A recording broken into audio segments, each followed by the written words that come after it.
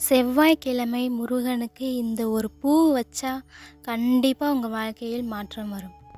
செம்பருத்தி முருகனுக்கு மிகவும் பிடித்த பூ.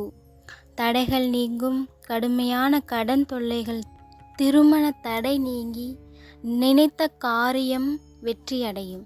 செவ்வாய் தோஷம் நிவர்த்தியாகி தொழிலில் நல்ல முன்னேற்றம் அடையலாம். பொருளாதார உயர்வு. செவ்வாய்க்கிழமை செவ்வாய் ஓரையில் முருகனுக்கு செண்பகப்பூ சாற்றி வழிபட்டு வந்தால் பண நெருக்கடி நீங்கி செல்வ செழிப்பு உண்டாகும். அதேபோல் செவ்வரளி பூ கொண்டு 11 வாரங்கள் தொடர்ந்து அர்ச்சனை செய்து வர தடைகள் நீங்கி சிறப்பான வரன் அமையும். கடன் தீர.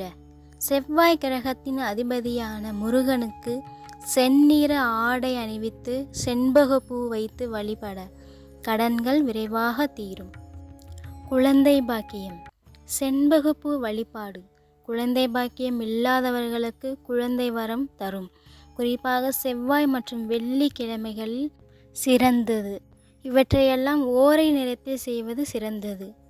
காலை 6 to 7, மதியம் 1 to 2, இரவு 8 to 9 அர்ச்சனை செய்து வழிபட்டு கண்டிப்பாக வாழ்க்கை மாறும்.